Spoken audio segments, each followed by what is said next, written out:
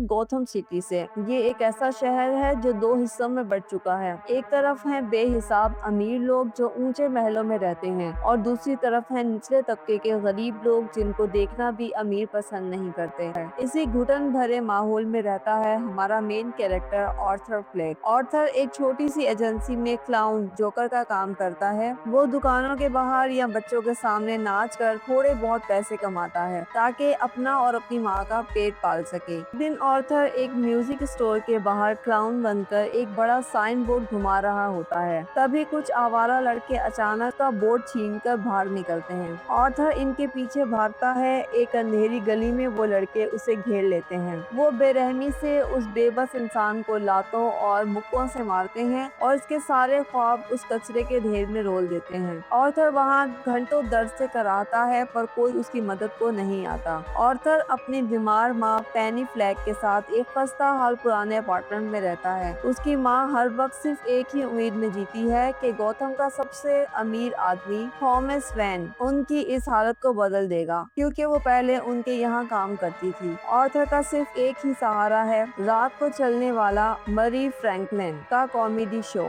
Arthur ख्वाब देखता है कि एक दिन वो भी बड़ा कॉमेडियन बनेगा और मैरी उसे स्टेज पर बुलाकर गले से लगाएगा। लेकिन इस अंधेरी जिंदगी में अचानक एक रोशनी की किरण आती है। ऑर्थर की मुलाकात उसकी बिल्डिंग में रहने वाली एक सिंगल मदर सोफी से होती है। सोफी उसकी तरफ देखकर मुस्कुराती है और दोनों में दोस्ती हो जाती है। ऑर्थर को लगता है कि चलो इस बेरहम दुनिया में कोई एक दिमाग तो ऐसा है जो उसे इंसान समझता है। दोनों डेट पर जाते हैं, घूमते हैं और ऑर्थर को जिंदगी में पहली बार खुशी का एहसास होता है। गली में हुई पिटाई के बाद ऑर्थर का एक साथ काम करने वाला क्लाउन रैंडल उसे हमदर्दी दिखाते हुए एक असली गन दे देता है और कहता है कि अपनी हिफाजत के लिए उसे अपने पास रखो। ये गन ही ऑर्थर की जिंदगी की सबसे बड़ी तबाही बनती है। एक दिन ऑर्थर बच्चों के एक कैंसर हॉस्पिटल में क्लाउन बनकर परफॉर्म कर रहा होता है। बच्चे हंस रहे होते हैं, ऑर्थर खुश होता है, लेकिन तभी डांस करते वक्त वो असली गन उसकी पॉकेट से निकलकर सीधी जमीन पर गिर जाती है। हर तरफ सन्नाटा छा जाता है। हॉस्पिटल मैनेजमेंट फौरन उसकी शिकायत क्लाउन एजेंसी से करती है। रैंडल जिसने गन दी थी वो साफ होकर जाता है। तीजा ऑर्थर को उसकी सबसे प्यारी नौकरी से पल भर में निकाल दिया जाता है। नौकरी से निकाले जाने के गम में डूबा ऑर्थर क्लाउन के गेटअप में ही एक सबवे ट्रेन में बैठा होता है। ट्रेन में सन्नाटा होता है। तभी तीन अमीर और नशे में धुत वॉल स्ट्रीट के बड़े बिजनेसमैन लड़के ट्रेन में आते हैं और एक अकेली लड़की को परेशान करने लगते हैं। ऑर्थर ये सब देख रहा होता है और इसी टेंशन में डर की वजह से उसकी वही पुरानी बीमारी एक्टिव हो जाती है। वो जोर जोर से हंसने लगता है। वो लड़की तो मौका देखकर अगले स्टेशन पर उतर जाती है, मगर वो तीन घमंडी लड़के ऑर्थर को घेर लेते हैं। वो उसकी हंसी का मजाक उड़ाते हैं और उसे जमीन पर गिराकर बेरहमी से पीटने लगते हैं। लेकिन इस बार कुछ अलग था। अपनी पॉकेट से गन निकालता है और सबसे पहले दो लड़कों को वहीं ढेर कर देता है। तीसरा लड़का जान बचाकर अगले डिब्बे की तरफ भागता है। ट्रेन रुकती है और वो प्लेटफॉर्म पर गिरता है, मगर ऑर्थर ढूंढकर उसकी पीठ में भी गोली मार देता है। तीनों कत्ल करने के बाद ऑर्थर का दिमाग सुन्न हो जाता है। वो डरकर एक बदबूदार पब्लिक बाथरूम में छुपता है, लेकिन यहाँ वो रोना या पछतावा नहीं दिखाता। वो अचानक एक अजीब सा बहुत ही खूबसूरत और सुकून भरा स्लो मोशन डांस करने लगता है। आईने में देखते हुए उसे एहसास होता है कि आज तक लोग उसे कुचलते आए थे, लेकिन आज जब उसने ताकत का इस्तेमाल किया तो फैसला उसके हाथ में था। इस कत्ल से पूरे गौतम में एक अजीब सी लहर दौड़ जाती है। गरीब जितना उन तीनों अमीरों की मौत पर खुश होते हैं और अमीरों के खिलाफ प्रोटेस्ट शुरू कर देते हैं। लेकिन असली झटका अभी ऑर्थर को लगना बाकी था। एक दिन ऑर्थर अपनी माँ के उन पुराने खतों को खोलता है जो वो थॉमस वैन को लिखती थी। एक खत पढ़कर ऑर्थर के पांव तले जमीन निकल जाती है। उसकी माँ ने लिखा था कि ऑर्थर असल में थॉमस वैन का ही बेटा है, यानी ऑर्थर कोई आम यतीम नहीं बल्कि गौतम के सबसे बड़े अमीर का खून है। ऑर्थर इस सच की तलाश में वैन मैंशन जाता है, जहां उसकी मुलाकात छोटे ब्रॉस वैन से होती है। कुछ देर बाद ऑर्थर एक पब्लिक इवेंट में थॉमस वैन को अकेले में घेर लेता है और अपना हक मांगता है, मगर थॉमस वैन उसे दीवार से लगाता है, एक जोरदार थप्पड़ मारता है है और कहता है, तुम्हारी माँ पागल थी, तुम मेरे बेटे नहीं हो, तुम्हें तो उन्होंने अडॉप्ट किया था। अपने वजूद का सच जानने के लिए आर्थर अरखम स्टेट हॉस्पिटल जाता है और अपनी माँ की मेंटल फाइल चुरा लेता है। इस फाइल के पन्नों में जो सच लिखा था वो किसी भी आम इंसान का दिमाग पागल करने के लिए काफी था। थॉमस वेन सच कह रहा था, पेनी फ्लैक असली माँ नहीं थी, उसने आर्थर को अडॉप्ट किया था और जब आर्थर छोटा बच्चा था तो पेनी के बदमाश बॉयफ्रेंड ने आर्थर को जंजीरों से बांधकर बहुत अब्यूज किया था। उसे सर पर बुरी तरह मारा था, जिसकी वजह से आर्थर का दिमाग बचपन में ही डैमेज हो गया और उसे ये हंसने की बीमारी लगी। उसकी माँ ने कभी उसे बचाया नहीं बल्कि इस हालत में पहुंचाया था। इस भयानक सच ने आर्थर के बच्चे कुचे दिमाग को मुकम्मल तौर पर तबाह कर दिया था। अब उसके दिल में ना तो किसी के लिए मोहब्बत बची थी और ना ही तर्स। वो हॉस्पिटल जाता है जहाँ उसकी माँ एडमिट थी। वो उनके बेड के पास खड़ा होता है और कहता है, मुझे पहले लगता था कि मेरी जिंदगी एक ट्रेजेडी है, मगर अब मुझे समझ आया कि ये एक कॉमेडी है। और ये कहकर वो एक तकिए से अपनी ही माँ का दम घोंटकर उन्हें हमेशा के लिए सुला देता है। इसी दौरान आर्थर की जिंदगी में एक अनएक्सपेक्टेड मोड़ आता है। मेरी फ्रैंकलिन के शो पर आर्थर के इस पुराने कॉमेडी वीडियो का मजाक उड़ाया गया था, जो पब्लिक को बहुत पसंद आया। मैरी का मैनेजर आर्थर को कॉल करता है और उसे लाइव टीवी शो पर बतौर गेस्ट इनवाइट करता है।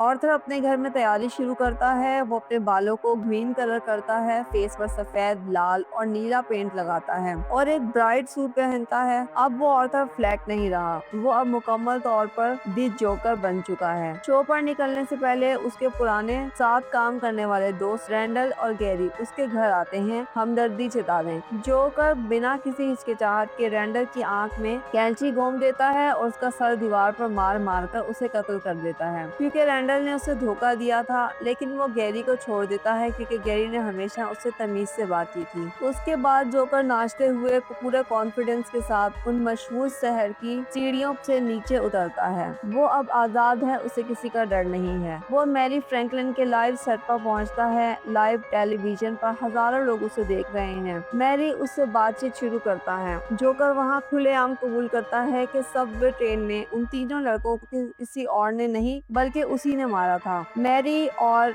ऑडियंस को लगता है कि ये कोई डार्क जोक है, मगर जोकर गुस्से में खड़ा होता है और कहता है, तुम अमीर लोग कितने खबीस हो। अगर मैं सड़क पर मर रहा होता तो तुम मेरे ऊपर से गुजर जाते, मुझे कोई नहीं देखता। मगर वो तीन अमीर क्या मरे, पूरा शहर उनके लिए रो रहा है। मैरी उसे चुप कराने की कोशिश करता है और कहता है कि तुमने जो किया वो गलत था। जोकर कहता है, तुम्हें लगता है ये फनी है, तुम्हें वही मिलना चाहिए जिसके तुम हकदार हो। और उससे पहले कि कोई कुछ समझ पाता, जोकर अपनी गन निकालता है और लाइव कैमरे के सामने मैरी फ्रैंकलिन के माथे के बीचों बीच गोली मार देता है। पूरे स्टूडियो में चीखों पुकार मच जाती है और जोकर लाइव टीवी पर आकर हंसते हुए अपना मैसेज देता है। लाइव टीवी पर उस सबसे बड़े कत्ल के बाद गौथम शहर का गुस्सा सड़कों पर फिर जाता है। हजारों लाखों लोग जोकर का मास्क पहनकर बाहर निकल आते हैं। पुलिस जोकर को अरेस्ट करके गाड़ी में ले जा रही होती है, लेकिन पूरे शहर में दंगे भड़क चुके हैं। तभी एक बड़ा एम्बुलेंस ट्रक पुलिस की गाड़ी को जोरदार टक्कर मारता है। पुलिस वाले बेहोश हो जाते हैं और वो प्रोटेस्टर्स जोकर को कार का शीशा तोड़कर बाहर निकालते हैं। वो उसे एक कार के बोनट पर लिटा देते हैं। जोकर जब होश में आता है तो देखता है कि लाखों लोग उसके नाम के नारे लगा रहे हैं। वो खड़ा होता है, पूरा शहर जल रहा है, बिल्डिंग से धुआं निकल रहा है और वो उस तबाही के बीच एक मसीहा की तरह स्लो मोशन में नाच रहा है। उसके मुंह से खून निकल रहा होता है। वो उसी खून से अपने चेहरे पर एक बड़ी सी खौफनाक स्माइल बनाता है। आज उसे उसकी पहचान मिल गई थी। दुनिया ने उसे हंसना नहीं सिखाया तो उसने दुनिया को रुला दिया। इसी अफरा तफरी के दौरान एक प्रोटेस्टर अंधेरी गली में थॉमस वेन और उसकी बीवी को घेर लेता है। वो कहता है, तुम्हें वही मिल रहा है जिसके तुम हकदार हो, और वो दोनों को गोली मार देता है। उनका छोटा बेटा ब्रोस वेन अपने माँ बाप की लाशों के बीच अकेला खड़ा रह जाता है।